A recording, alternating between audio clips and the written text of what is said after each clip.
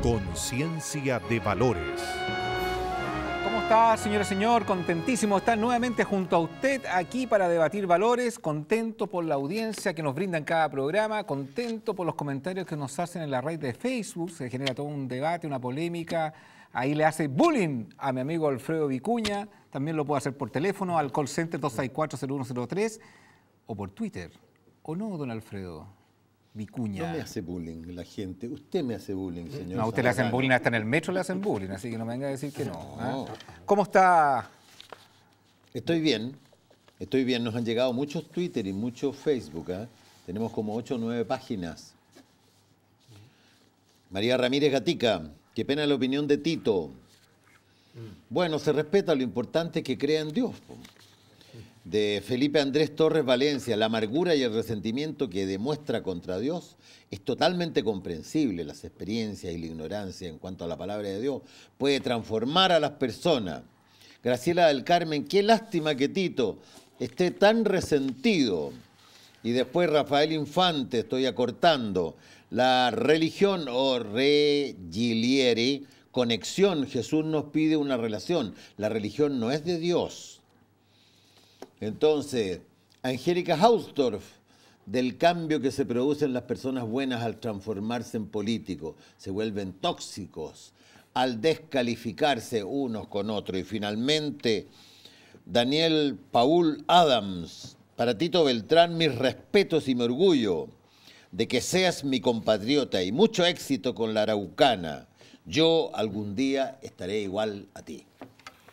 Javiera de la Plaza. La veo concentrada. Muy concentrada y contenta de estar en tu programa. Feliz. En nuestro programa. En tu programa. Don Alfred Cooper.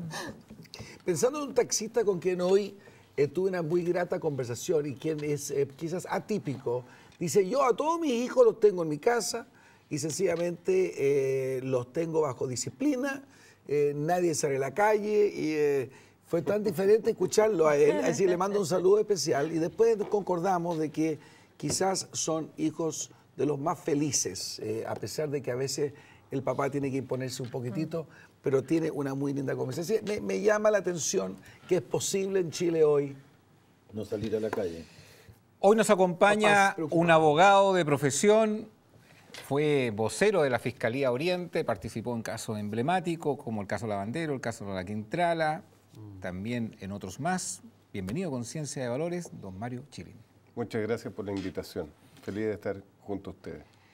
Te queremos recomendar el mejor seguro en Seguros Cencosud. Alfredo Vicuña te va a hablar de 10 beneficios por el solo hecho de contratar tu seguro de auto en Cencosud. Revisión técnica gratis. Te van a buscar el auto a tu casa, te dejan un auto de reemplazo, te hacen la revisión y te devuelven. Auto de reemplazo en caso de accidente hasta 30 días. Grúa gratis para traslado de tu auto si estás distraído y se te acaba la benzina, por ejemplo. Después, reparaciones básicas del hogar. Si tienes una llave que gotea y tu señora te dice, no has llamado al gaffiter, puedes llamar a Cencosud. Y esto no vale más. Entonces, Cencosud.cl, ahí en la página web de Cencosud, aprieta la parte seguros y ahí puedes contratar directamente online, contratar tu póliza de seguro de auto en Cencosud con todos sus beneficios. Son 10 los beneficios. Los conozco perfectamente porque además mi estudio jurídico trabaja codo a codo con esa área. Espectacular. Oye, Mario, si tú quieres viajar al Medio Oriente, al Cairo, hacer la ruta de Tierra Santa, el 7 de noviembre hay un viaje especial a precios espectaculares, www.viajesisrael.cl. O si lo prefieres, puedes llamar al 830-4002 18 días espectacular en el Medio Oriente, los mejores precios, los mejores beneficios, viajes a Israel.cl o al 830-4002. Así que si estás pensando hacer un viaje al Medio Oriente, a Israel, Tierra Santa, Muchas gracias. no lo vayas a hacer si primero nos llamas o visitas el sitio viajesisrael.cl. Hoy vamos a hablar de la voz de los inocentes. Aquella gente que ha sufrido algún tipo de abuso sexual, donde se ha sentido que la justicia ha pasado al frente de su casa, pero no se ha hecho justicia. A lo mejor usted o un familiar ha tenido que vivir esa triste experiencia. Queremos que en este programa este tema lo analicemos profundamente. Qué mejor invitado que Mario Echilin, que ha participado en estos distintos procesos. A lo mejor usted ha sido juzgado o juzgada injustamente por un delito que no cometió, la otra cara de la moneda. Lo invito a ver la siguiente nota con relación al tema de hoy. Mire.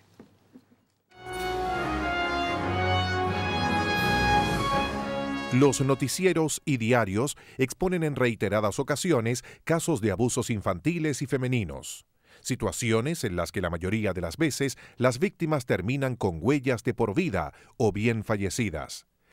Lamentablemente estas víctimas son inocentes y con más frecuencia vemos los acusados son capturados, expuestas a las pruebas en su contra y de igual manera quedan libres afectando la vida de las víctimas, quienes en esa circunstancia no saben a quién recurrir. ¿Hay realmente justicia en estos temas?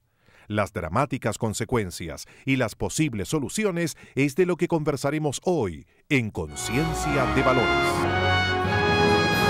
¿Pueden creer que ahora estoy haciendo la revisión técnica? Es que mi seguro de auto Cencosud es tan completo. Vienen a buscar mi auto, le hacen la revisión, lo traen de vuelta y todo es gratis.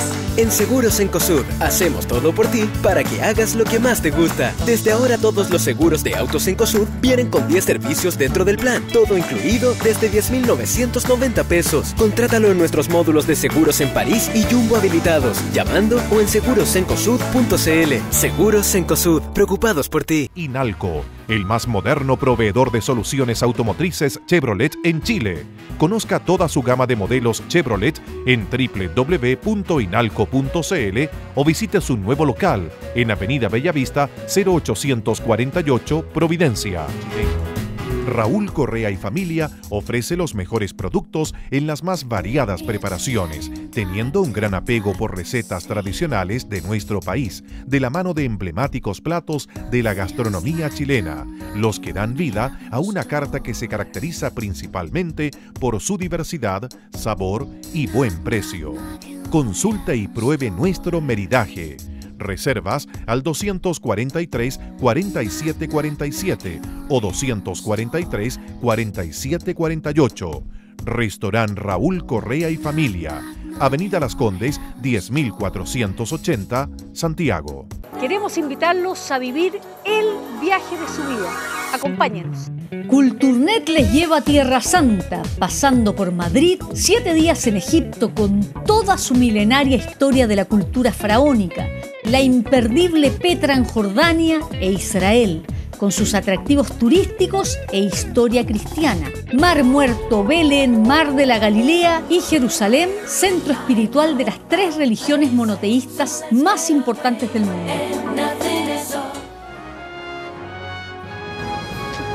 Mario, tú has tenido que vivir recientemente esta situación de abusos sexuales, particularmente en un colegio. Te ha tocado directamente en una situación a tu propia familia. Y el año 2009, tú como vocero de la Fiscalía Oriente, señalaste que el 80% de las denuncias que se hacían por abuso sexual eran falsas. Y solamente un 5% se ajustaban a la veracidad de los denunciantes y un 15% estaban en el límite. Han pasado 3 años de aquellas declaraciones tuyas y hoy estás viviendo una experiencia realmente muy dramática. ¿Ha cambiado tu visión? Qué bueno que toque ese tema, porque cuando yo asumí el caso del Colegio Cumbres y específicamente la querella que presentamos contra el sacerdote John O'Reilly, el diario The Clinic no tardó ni 3 segundos en levantar esa información con un ánimo difamatorio para mi gusto. Cuando yo me referí a que el 80% de los casos de abuso sexual eran falsos, cuando yo era vocero de la Fiscalía Oriente, me refería a los abusos sexuales de adultos, no abusos sexuales infantiles. De hecho, las estadísticas me respaldan. Más del 97% de los casos de abuso sexual infantiles, cuando hay relato a nivel internacional, esos relatos son veraces. Pero por supuesto, me sacaron de contexto porque esa declaración fue a raíz de una pareja de muchachas de 17 años que había dicho que habían sido secuestradas, que habían sido abusadas sexualmente. La Fiscalía recibía centenares de esas denuncias de muchachas que finalmente salían con el pololo, que se desaparecían y por no darle una explicación certera a sus padres de que habían tenido relaciones sexuales con sus parejas ocasionales, inventaban este asunto del abuso sexual adulto. Por eso que el abuso sexual adulto es más difícil de probar y hay estadísticas que lo respaldan. No así el abuso sexual infantil. En el caso de Hijito de la Aurora, en caso de Mariano de Schoenstatt, donde yo también estoy viendo, en caso del Colegio Cumbres, que lo vi en un principio, lo mismo pasó en mi asesoría al Colegio Latinoamericano, el Sunflower, son niños de 2, 3 y 4 años de edad. Un niño de 2, 3, 4 años de edad no inventa. ¿Esos niños pueden ser inducidos? Es muy difícil. El contexto de una inducción se puede dar cuando hay ganancia secundaria. Por ejemplo, en los casos donde mamá y papá se están separando, están peleando una pensión alimenticia y hay algún tipo de estímulo o de ganancia de que el niño relate algún hecho de carácter sexual.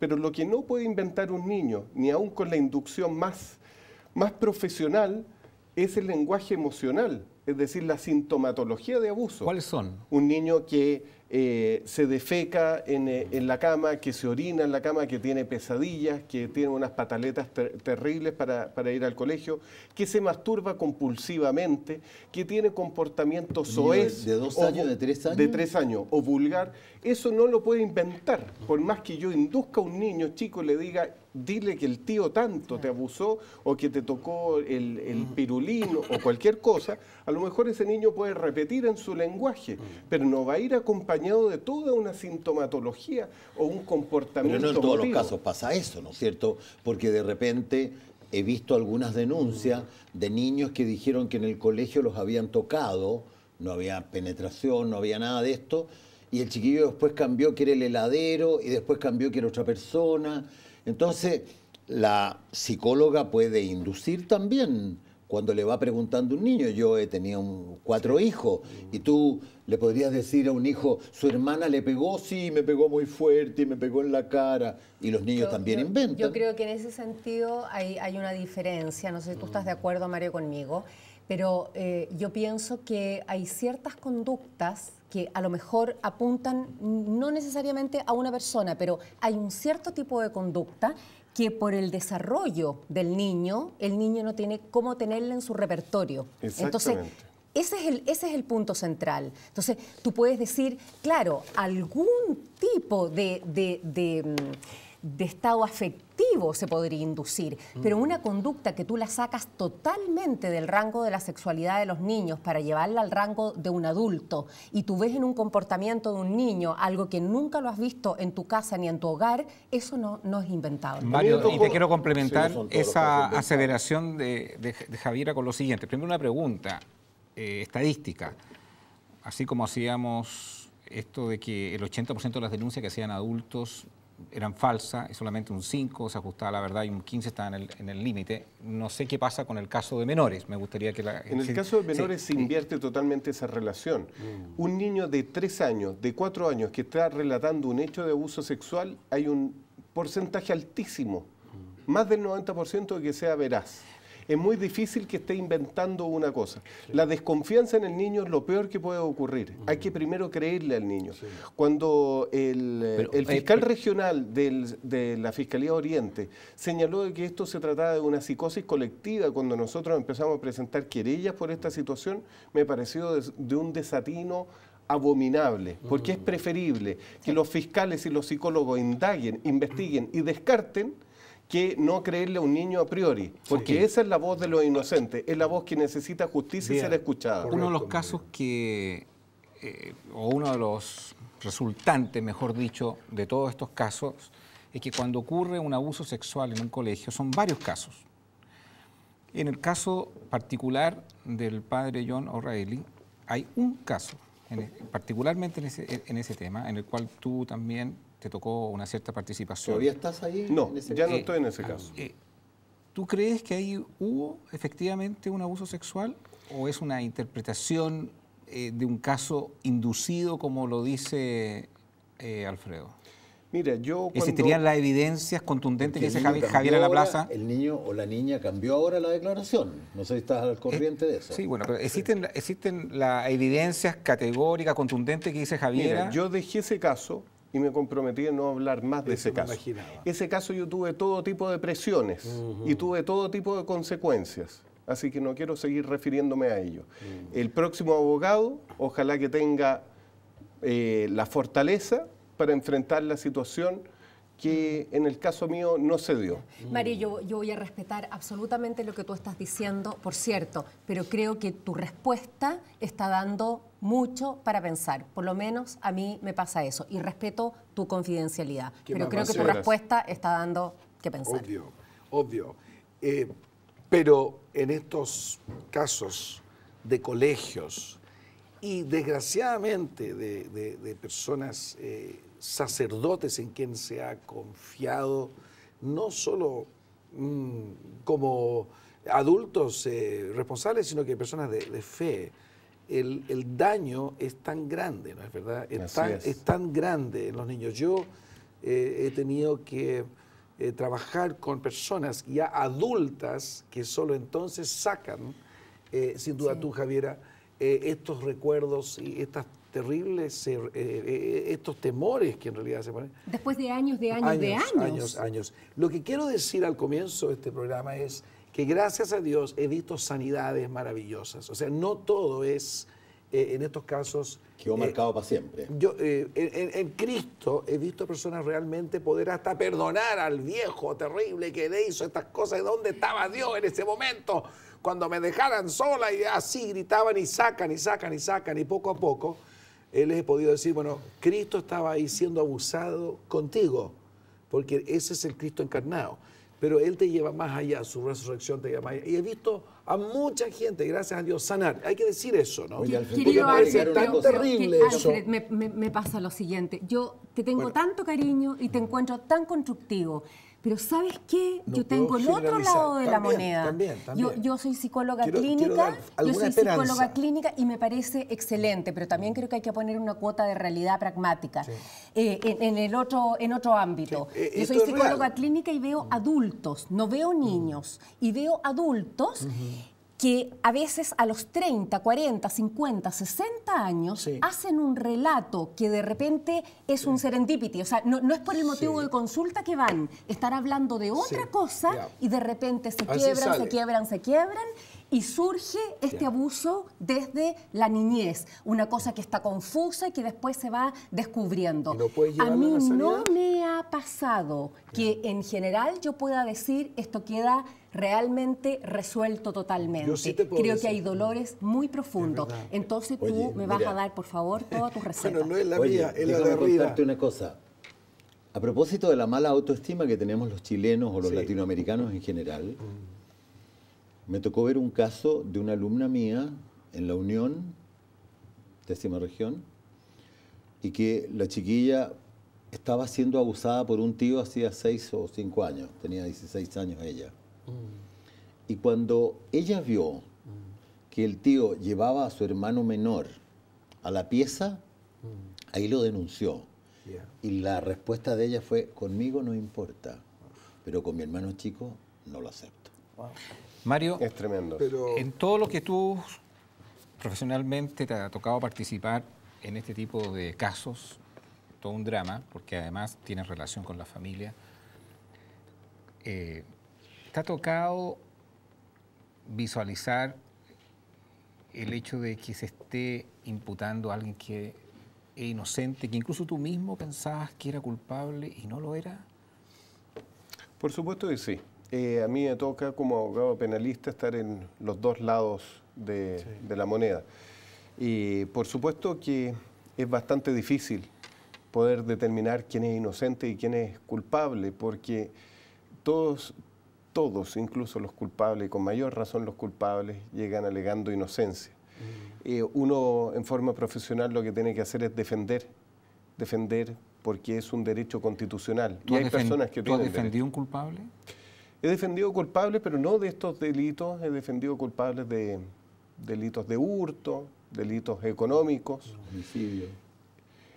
Un homicidio en particular que nunca uno puede encontrar justificable, un homicidio, pero sí me pareció que el dolor humano que había detrás sí merecía defender, que era una familia de Peñaflor, cuyo sistema nunca le dio respuesta. Tenían un vecino loco, un vecino tremendamente agresivo que amedrentaba a la familia, los hostigó hasta la locura y mi representado no le quedó otra posibilidad, sobre todo cuando apareció con un cuchillo para amenazar a su hijo mayor, que defenderse, utilizar una escopeta y matarlo. Pero por supuesto mi labor como abogado penalista es defender en algunos casos. No decir que no lo mató, sino que buscar los atenuantes. Pero de hecho así fue, y estamos avanzando en ese camino y probablemente tenga una pena, y una pena baja, una pena justa, frente a la situación que ocurrió. Y para mí como abogado y como persona, siempre me resulta muy complicado, ya que este es un tema de conciencia de valores, ver cuándo vas a defender a alguien o cuándo no vas a defender a alguien. Llega una familia destrozada y dice, mi hijo es inocente. Y por supuesto que pide la contratación de un profesional para que lo defienda en esa lid. ¿Y qué pasa cuando en el camino yo me doy cuenta de que esa inocencia en realidad es una mera percepción de la familia, pero que yo tengo una mentira certeza también de que hay culpabilidad? Bueno, esas son las cosas de mi profesión. ¿En un caso de abuso avanzar. sexual defenderías a un culpable? Muy difícil, es muy difícil. A tu juicio, ¿cuál debería ser la pena para una persona que ha cometido un abuso sexual? ¿Es suficiente lo que dice el Código Penal? Mira, bien complicada la respuesta. Yo tengo una tesis doctoral, me doctoré en filosofía en la Universidad de Chile y publiqué mi tesis doctoral que se llama El nuevo derecho penal del enemigo. El derecho penal del enemigo sostiene que en algunos casos ciertos criminales, la verdad que no tienen rehabilitación.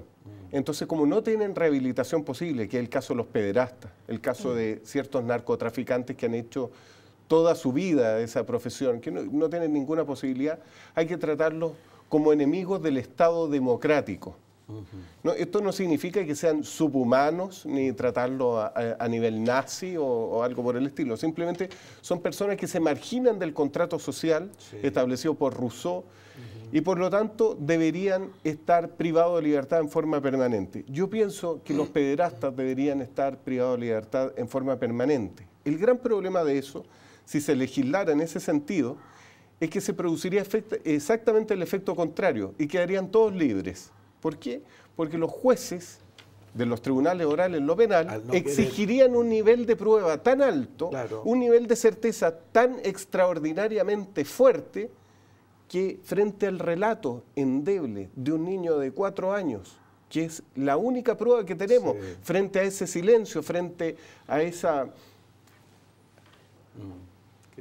red de protección que tiene un pederasta, que simplemente quedarían todos libres. Entonces, dentro de todo, estas penas bajas que tenemos en Chile son un buen remedio para esta enfermedad. A la gente en la calle le preguntamos, ¿cuál sería la pena que usted le daría a una persona que cometiera abusos sexuales?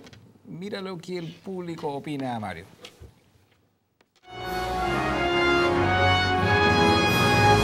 La muerte. ¿La muerte? Sí, porque no hay castigo para ellos. Igual es un tema delicado porque igual pueden haber muchas personas inocentes en eso. Entonces, de repente los niños sí pueden decir la verdad, pero de repente te giran las cosas. Entonces, igual pienso que cuando se compruebe bien la culpabilidad de la persona, obviamente hay que castigarlo.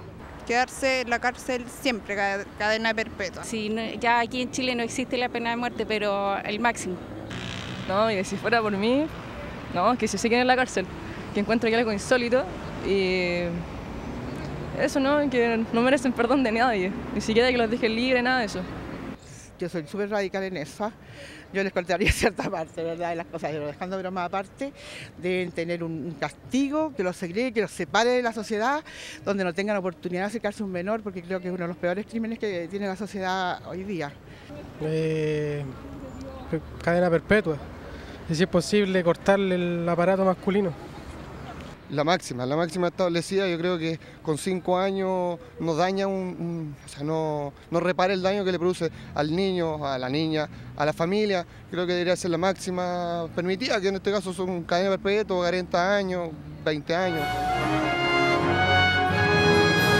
¿Qué te parece, Mario, Alfred? La mayoría de la gente dice, mira, por lo menos cadena perpetua, y algunos dicen incluso pena de muerte y otros son más lapidarios todavía. Quiero pedirle el comentario a Mario en este tema, porque perversos o enfermos, esto tiene mucho que ver con la ley, porque ¿vamos a castigar a enfermos o son perversos? Déjame darte una experiencia. Yo fui capellán de cárceles mucho tiempo y te doy una experiencia de hablar con uno que era reconocido como pedrastra y esta fue mi conversación. Él decía, mira, ¿sabes que nosotros no somos comprendidos? En este momento la sociedad nos rechaza. Como tú sabes, hay intentos de legislación en España de legislar la pedofilia. Son encubiertos. Y él me dijo lo siguiente, dice, pero ¿cómo puedes decir una cosa así? Y dije, bueno, es muy sencillo. Nosotros sabemos cómo hacer, y perdonen esto, porque es tan chocante, pero nosotros sabemos cómo hacer que el niño le guste, tenga placer. Es que una cosa es, nosotros estamos haciéndole un favor a los niños, no se dan cuenta, y la gente nos rechaza así. Ahora, ¿eso qué es? ¿Perversión o es enfermedad? Y lo pregunto en base a, por ejemplo, estas medidas que se toman, y creo que estoy de acuerdo con ellas, no sé si qué piensas tú, lo que llaman naming and shaming, o sea que en las aldeas, por ejemplo en Inglaterra o en otra parte, ponen listas de personas que han sido pasadas hasta por sospecha y ponen la lista con las fotos de pedófilos locales para que todo el mundo sepa quiénes son. Dame otro comentario. Mira, Mario. como tú eres pastor, creo que te va a gustar mucho mi respuesta. En el derecho penal, lo que se sanciona es que aquella persona que teniendo conciencia de lo malo de su obrar y pudiendo evitar hacerlo, no lo hace. Que es lo mismo que el pecado en el cristianismo. Sí. Es decir, yo teniendo una tentación lujuriosa, por ejemplo, pudiendo evitarlo, lo evito, entonces eso es virtud. Sí. Pero si no lo... ahí está el límite. Lo que se sanciona justamente a nivel penal es que esa persona que tiene esa tendencia perversa hacia los niños, ¿lo pudo evitar o no lo pudo evitar? ¿Se pudo tratar o no se pudo tratar? Si yo soy pederasta, voy donde un psiquiatra y le digo, ¿sabe qué? Tengo esta perversión horrible. ¿Quién hace eso? Esa es la pregunta. Puedes hacer una diferenciación. Tú cuando tomas un caso, Mario, tú primero investigas psicológicamente, te haces asesorar por psicólogos, por psiquiatras, por test de Rorschach, por informes, si la persona realmente es una persona que está fuera de la realidad psicótica, que hay una persona que tiene una perversión, si hay una persona que se fue en la vida volviendo de esa manera. ¿Cómo lo ves tú? En el caso que llevo yo de Hijitus, que represento a 75 familias abusadas en un jardín infantil, donde fueron mis 2 hijos mayores. Afortunadamente yo los saqué antes de que se manifestaran todos estos abusos más brutales, pero han habido casos muy específicos incluso antes de ese periodo. Juan Manuel Romeo Gómez, imputado actualmente en prisión preventiva, se solicitó a petición de la fiscal un peritaje ante el Servicio Médico Legal, un peritaje psiquiátrico para determinar su imputabilidad, es decir, su capacidad cognitiva respecto de su determinación, si puede realmente realizar libremente sus actos, no puede hacerlo. Justamente para anticiparnos a que la defensa alegue que está loco, alegue que es inimputable. ¿Tú sabes más o menos qué batería de pruebas psicológicas, psiquiátricas se le hacen a una persona así? ¿Cómo se descarta aparte de un análisis clínico? En general, yo lo que solicito cuando estoy en este tipo de casos es que se le haga un Rorschach, que se le haga un test relacional, donde ahí aparecen justamente elementos que no están incluidos en el Rorschach, y además, bueno, los otros test más habituales que hacen los psiquiatras. Pero un Rorschach es muy difícil de adulterar. Es muy difícil. Si te quisiera cambiar de tema, la segunda en estos días publicó que los jueces estaban muy molestos y algunos de ellos manifestaron indignados por el comentario de una ministra diciendo que se habían metido en un mundo en que no les correspondía y no tenían competencia. Más o menos la idea. Resulta que yo creo que, mi opinión personal, es que la Corte Suprema ha perdido autoridad moral. La Corte Suprema tiene una cuenta pendiente en la época del gobierno militar. La Corte Suprema sabe que el secuestro permanente no existe, sin embargo tiene mucha gente detenida por el secuestro permanente. La Corte Suprema perdona a los pone bombas. La Corte Suprema a los jueces de Arica los amonesta con 1/3 de su sueldo cuando ellos estaban coludidos en negocios de auto con narcotraficantes. Y algunos violadores los ha dejado libres y ha provocado también suicidio.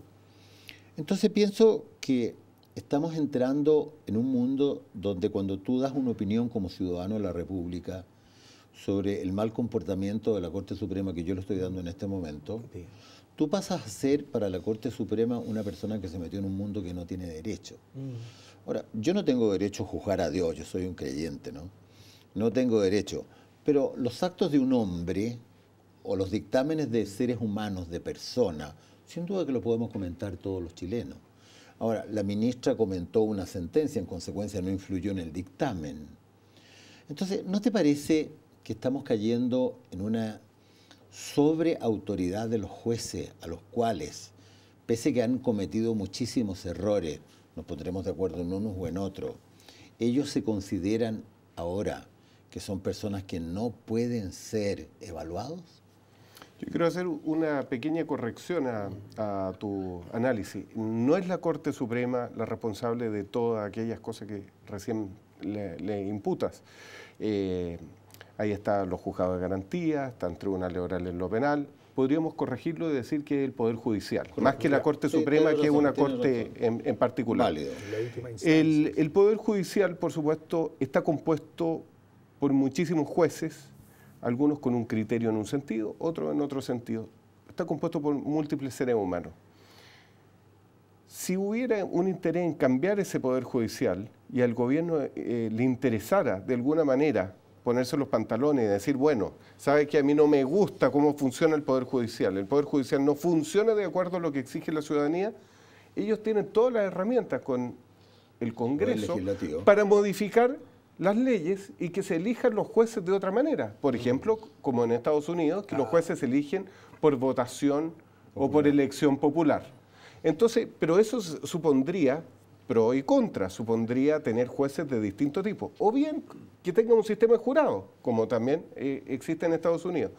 Entonces a mí las críticas me gustan cuando son críticas responsables, porque si yo soy ejecutivo y estoy haciendo una crítica y tengo el poder para modificarlo, preferiría que esa crítica fuera con una modificación, y no como se ha hecho hasta ahora, que el gobierno actual, en vez de combatir la delincuencia, ha responsabilizado a que la Fiscalía y el Poder Judicial no cumplen su labor y que por eso la delincuencia sigue teniendo tanta libertad o tanto poder. ¿Hay ese mal uso de la libertad? ¿Cree que los jueces han actuado siempre jurídicamente bien o han ocupado algún criterio que no ha tenido con la responsabilidad que correspondía al delito? Mario, pero ¿cómo tú evalúas a los jueces? Y también me gustaría que dieras tu opinión, yo sé que tú no eres una persona creyente, el rol de la Iglesia en el caso de los abusos? Más o menos creyente, no me pongan en los... Me quedo con el off the record. Yo soy un agnóstico místico. Soy un agnóstico que quiere buscar un verdadero Dios. Y un Dios que realmente sea misericordia y que me dé explicaciones de dónde estaba cuando hubo niños abusados y qué pasó con ese ángel de la guarda que demandaría por incumplimiento de contrato. ¿Cómo evalúas a los jueces? Ser abogado en televisión. ¿Cómo evalúas a los jueces y el rol de la Iglesia en el tema de los abusos sexuales? Pero yo tengo plena libertad para decir lo que pienso. Yo litigo ante distintos tribunales. Hay jueces que me gustan, hay jueces que no me gustan, hay jueces que me dan la razón, otros que no me dan la razón. Es como meter en un mismo saco a cualquier institución colegiada. Entonces no hagamos crítica, o sea, a mí me cae súper bien Alfred Cooper y pienso que es un excelente pastor anglicano. Pero ¿puedo decir que todos los pastores anglicanos son de tal o cual manera? Es que la pregunta no es esa. No. Tú has participado de una serie de casos de abuso sexual y por lo tanto ya te has formado una concepción, podrías colocar una nota de 1 a 7, de la evaluación de los jueces en esa materia y también en algunos casos donde estaba involucrada la Iglesia, el rol de la Iglesia. ¿Qué te ha parecido? Evidentemente... La Iglesia ha sido más dura que los tribunales. Pucha, que me ponen en aprieto. Los jueces, cuando hablamos de los jueces, tenemos que hablar con nombre y apellido. Tal o cual juez se comporta de tal manera. La jueza que nos dio la orden de detención en contra de Juan Manuel Romeo Gómez en menos de 24 horas, yo la aplaudo. Y la jueza que nos concedió la prisión preventiva en contra de ese imputado, también la aplaudo. Y el juez que cuando se ventiló la posibilidad de reemplazar o sustituir su cautelar por arresto domiciliario y no se la concedió y dijo no y sigue en prisión preventiva, yo también aplaudo a ese juez. Entonces, ¿por qué voy a atacar a los jueces en general? Y a lo mejor hay un juez descriteriado y dice, no, este tipo tiene que estar en la calle. Porque esta pregunta se la hicimos a la gente en la calle y mira lo que el público responde a esta misma pregunta, mira.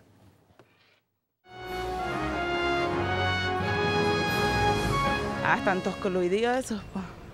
¿Quién se agarra más cabros chicos, más gente, po? Por algo la justicia está como está y hay tantos abusos. Y más sobre todo ahora con los niños, así que son los menos indefensos. Bueno, me da lata igual porque yo soy católica y es triste pensar de que últimamente se han salido de tantos casos de sacerdotes en esas condiciones, pero bueno, no por unos tantos o unos más que un poco vamos a culpar o vamos a echar por la borda todo lo que se ha construido en cuestión de fe. Pobre, súper pobre. La iglesia son los primeros en la violación de menores, no, la iglesia no. Y con los jueces y esas cosas, siento que los dejan libres al tiro, así que no, tampoco me gusta mucho siento que estuvieron años para nada, eso siento.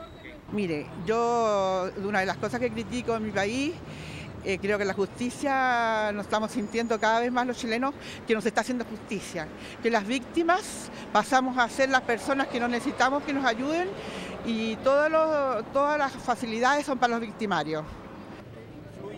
Que para mí todos los católicos son violadores. No pueden estar hasta por ellos que deben favorecerlos para mí. Los jueces, podríamos decir que a modo personal son muy blandos en el sentido de aplicar condena. Todos sabemos que 5 años una violación es demasiado poco para el daño, como dije, que se produce. En cuanto a la iglesia, creo que se mantiene al margen, sus valores son ya están arcaicos en relación al tipo de persona que se está creando hoy en día. Yo creo que hay un cambio social en el tipo de persona que se está creando y la iglesia se ha quedado atrás con su doctrina. Hacen un juicio lapidario los jueces, Mario. Sí. Javiera, y a la iglesia, y a la iglesia también. Yo quería decirle algo pero antes que se lo diga, hagamos cachipún. No, te quiero hacer una pregunta a ti.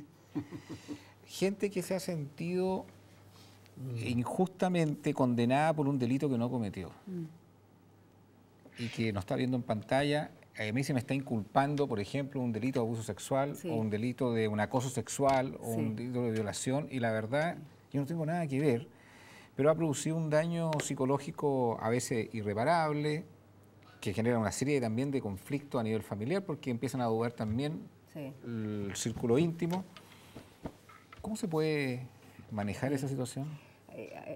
Yo no he tenido esa experiencia de tipo clínico, sí la he tenido en personas que se le ha acusado de otras cosas y que han sido inocentes y que ha sido terrible porque han caído en depresiones para tratar de demostrar su inocencia en otro ámbito de cosas. Pero mira, antes que se me vaya la idea, yo quiero preguntarle algo a Mario, porque tú hablaste hay un sistema judicial macro, el Poder Ejecutivo, está el Poder Legislativo, se pueden cambiar leyes, o sea, está la posibilidad, pero ¿qué pasa? ¿Te quedas a veces con la sensación, más o menos así como en proporciones, de repente, ¿con qué probabilidad te quedas con la sensación de que alguien quedó tan dañado, la familia quedó tan dañada, no pudiste sacar ese caso adelante, no pudiste probar lo que tú querías probar o a lo mejor la pena no fue lo suficiente? ¿Qué estamos haciendo como sociedad a lo mejor reparando de otra manera? Yo soy psicóloga, entonces me preocupo también del otro lado. ¿Me comprende? Sí, hay una respuesta que viene aquí al caso. Yo trabajé muchos años con Javier Almendaris, que es un fiscal extraordinario, una persona muy inteligente. Ex fiscal, sí. Y él decía algo, nosotros no ofrecemos justicia, lo que ofrecemos es resolver el conflicto penal. Y eso es muy importante, por la opinión que da la gente en el reportaje anterior. La sensación de justicia nunca, pero desde el inicio de los tiempos va a satisfacer a nadie. Porque si tu hijo maneja en estado de ebriedad y atropella a una persona y la mata, tú vas a querer que ojalá tu hijo no pase un día preso porque es una excelente persona, pero cometió un error. Pero por otro lado, la familia afectada, que es víctima de este atropello va a querer que se seque en la cárcel ese infeliz que mató a su familiar y que le produce tanto dolor. ¿Cómo llegas a un equilibrio entre las dos cosas? Ahí es donde está el juez, ahí es donde está la ley y ahí es donde ni tú ni esa familia van a quedar contentos, porque uno va a querer venganza y el otro va a querer misericordia. Pero tú sabes cómo cambia la percepción de una persona y de una familia cuando ha sido afectada en sus hijos, en su familia, sobre todo con hijos, cómo cambia la percepción del mundo, cómo cambia la inseguridad, cómo la gente se vuelve ya desconfiada, cambia sus valores, se empieza a encuevar, se empieza a poner desconfiada de todo, se pone casi personas así como que ya no creen en nada, dejan de disfrutar. Yo te tengo que poner este lado psicológico porque y yo te lo devuelvo, porque ese es tu mundo, porque cuando yo tengo... Devuélvemelo para la persona que puede ir a tu consulta. Exacto, te lo devuelvo en el sentido de que se tiene que rehabilitar esa víctima que ha sufrido ese daño, va a necesitar terapia y se puede rehabilitar. ¿Pero podrá pagar esa terapia? Bueno, eso es otro asunto. Eso es un tema económico y no solo un tema económico, sino que además puede pagar la terapia con a lo mejor un psicólogo que no tiene la expertise o que no tiene las herramientas para brindarle recuperación o brindarle lo que su servicio pretende dar. María, yo no te estoy tirando la pelota a ti por si acaso. Sí, estoy hablando de un tema social que tiene tantas aristas porque las personas se vuelven, entre comillas, se vuelven tan paranoicas, tan desconfiadas. Es como que ya no creen en nada después de eso. Con la ilusión. Eso es algo por supuesto, con la justicia pasa eso. Sí. Hay una sensación, yo creo que hay una sensación general y por eso que políticamente siempre va a ser rentable decir le ofrezco más justicia y en las próximas elecciones vote por mí porque el combate de la delincuencia pasa por mi partido. ¿Y qué sería lo realista? Y eso va a ser 100 años, 200 años y 500 años hasta que vuelva el Mesías nuevamente y esto sea paz y redención. Con el deseo de alentar a Mario en su camino hacia esta búsqueda que él dice, déjame decir, y con el deseo de alentarte a ti en tus terapias, que dice que nunca lo has visto, uno de los temas que noto con víctimas encerradas con este dolor es el tema de la justicia divina. Es algo que como que dejamos de lado, pero vez tras vez he podido decirle, mira, vamos a poner a esa persona en las manos más peligrosas y más terribles que existen, las manos de Dios, suéltala. Y creemos que Dios mismo juzgará si la justicia humana no lo hace. Es de alguna manera, Jesús mismo dijo de todos los crímenes, ese era el peor, y dijo, podríamos decirlo en lenguaje moderno, el lugar más caliente del infierno está reservada para personas que hacen ese tipo. En lenguaje de Jesús, que fue atada a una piedra de molino tirado al fondo del mar. O sea, es serio. Y habrá consecuencias eternas. Esa cosa hay que predicarla hoy día. Ahora, tú me dices, me gustaría saber, eso es lo que dice la Escritura. Pero mi problema es que cuando la justicia pierde esa visión, cuando se limita a lo que tú llamas el contrato social, pero una persona opta por no aceptar el contrato social, porque no hay universales morales en un mundo sin Dios. Existen universales morales. Por lo tanto, la justicia, ¿de qué se cuelga? La justicia originalmente se colgaba de valores universales que a todos les exigía un imperativo moral. Sin embargo, mi problema es que cuando no existen universales morales, no existe fe en un Dios juez, ¿ya?, de los hombres, puede politizarse la justicia, relativarse de tal manera de que efectivamente ya no es justa, ya no es ciega. Sencillamente, el problema grave que viene a la sociedad moderna es que cada vez más un juez y otro juez difieren tanto, quizás por su postura política nomás. Coméntame eso. Antes que lo comente, pero déjele comentar. No, que aquí es importante recordarles que si quieren hacer el viaje de su vida, tienen que hacerlo en www.viajesaisrael.cl. Oye, Mario, te insisto. Me interesa ir a Tierra Santa. Si quieres ir a Tierra Santa, rumbo a Egipto y Tierra Santa, tienes que hacerlo en www.viajesaisrael.cl o llamando al 830-4002. Precio espectacular, próximo viaje 7 de noviembre. Así que planifica tu viaje realmente en condiciones de privilegio. Y si fuera poco, por si todo esto fuera poco, tú dejas asegurado tu auto. ¿A dónde, Alfredo Vicuña? ¿Dónde puede asegurar su auto? Seguros Cencosud. ¿Y algún beneficio? ¿Alguno de los que no mencionó? Autorreemplazo por restricción vehicular. La politización. Después, conductor de reemplazo. Si vas a la comida esa que fuiste la otra vez y te vuelve a tomar un traguito, Mario, puedes buscar un conductor de reemplazo en vez de tomarte un taxi. Mejor. ¿Me entiendes? Mantención con auto de reemplazo, revisión de vehículos por vacaciones. Te vas a ir al sur, te vas a ir al norte, vas a salir, puedes mandar el auto que te lo revisen para que no tenga ningún problema. Oye, Mario. Oye, asegura tu auto 10 de 10.990 pesos. ¿No? Oportunidad de responder. Quiero responderle. Y la respuesta te va a encantar además, yo creo, porque está vinculado con el cristianismo. Creo que tú estás mucho más cerca del Señor. Pero si yo lo he estudiado harto, pues yo me he leído la Biblia, el rey y el derecho. Me encanta casi la Biblia. Ahí, Mario, casi ahí. Queremos jueces como tú. Vamos. Vamos. Mira, respecto a las penas, se habla de las teorías absolutas y las teorías relativas. Y hablan de lo siguiente. ¿Encerramos al delincuente para que no peque o lo encerramos porque pecó? ¿Lo encerramos para darle un castigo por lo que hizo, como venganza social a ese pederasta que provocó tanto daño? ¿O lo encerramos para que otros niños no vuelvan a ser víctimas de él? ¿O las dos cosas? O las dos cosas. Ahora, las dos penas y el derecho penal está supeditado a un valor, y ese valor se llama bien jurídico tutelado. En el caso de los delitos sexuales es la indemnidad sexual, la libertad sexual. Eso es el valor que se protege. Queremos que el niño se mantenga inocente de la sexualidad y que eso no se violente. Ese es el valor que la sociedad quiere cuidar, que quiere tutelar, que quiere proteger.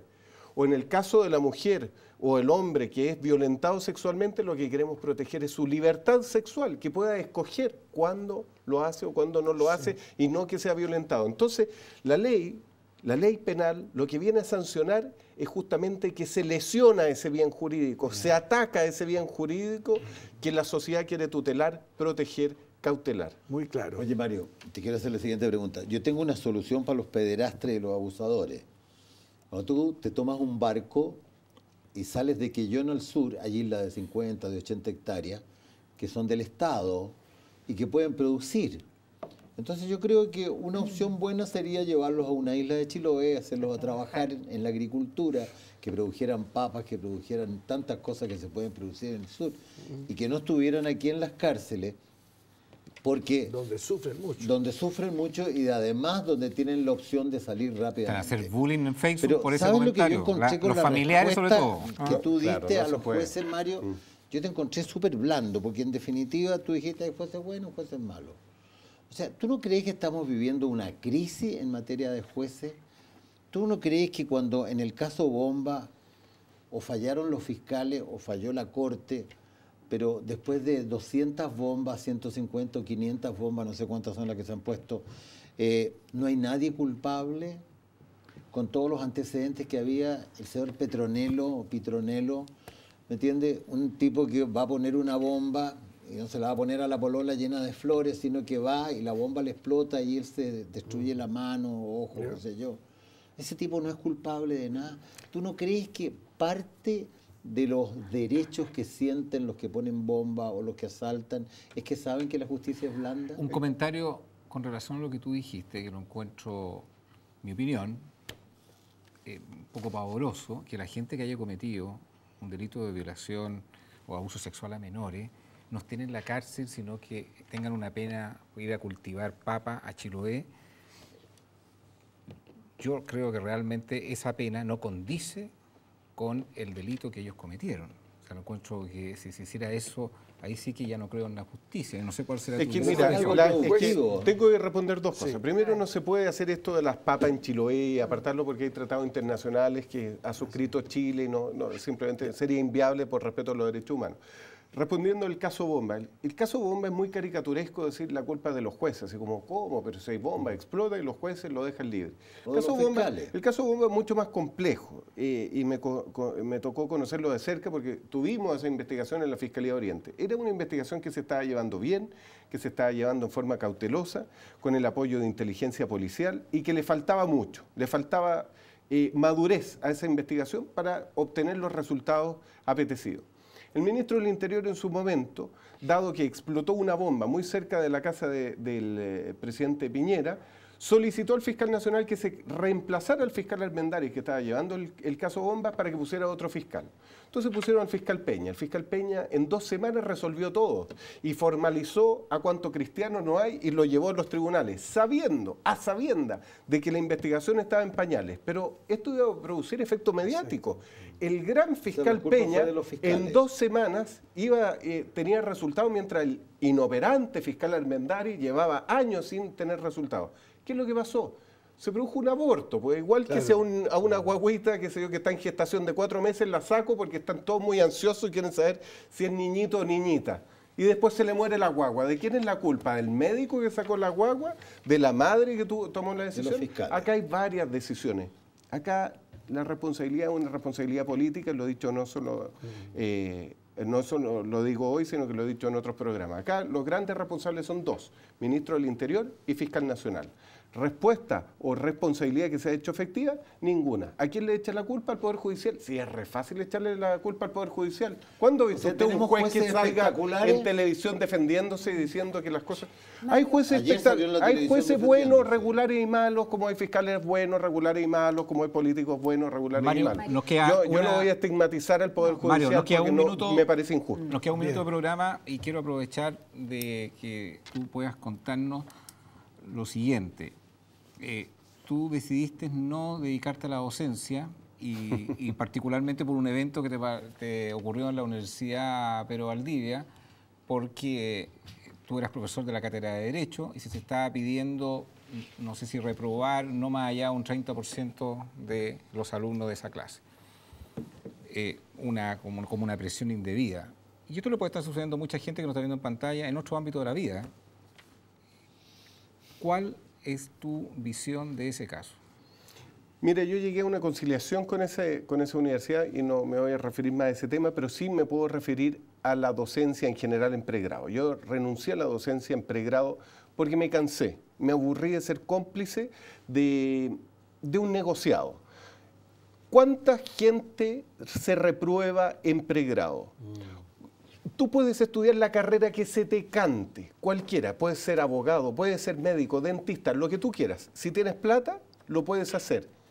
No vas a ser reprobado. A lo mejor lo sacas en 5 años, en 7 años, en 8 años, en 15 años. A lo mejor eres muy flojo y en 30 años te titulas.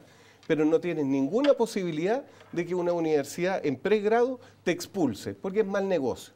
Entonces yo me cansé de ser cómplice de ese negocio, estar esforzándome en preparar clases, en formar gente, para que cuando yo reprobaba a un alumno, después llegara el papá y la mamá, hablara con el decano o el director de escuela, le arreglaran la nota. Yo le había puesto, por ejemplo, un 3 y estaba reprobado, y después aparecía aprobado porque le arreglaban la nota. Es una corruptela total. La gran corrupción de esta sociedad están en las universidades. No hay que buscar delincuentes en las cárceles, están en las universidades hoy en día.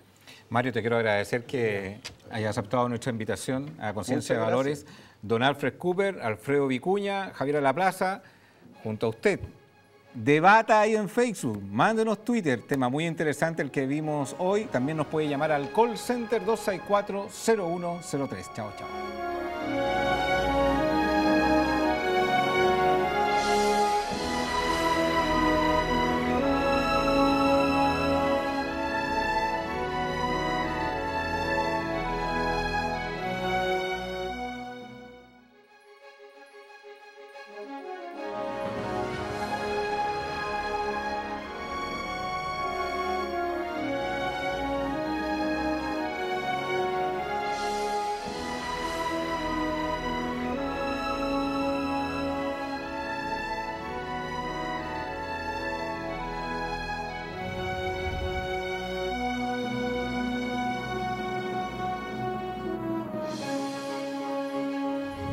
Conciencia de Valores.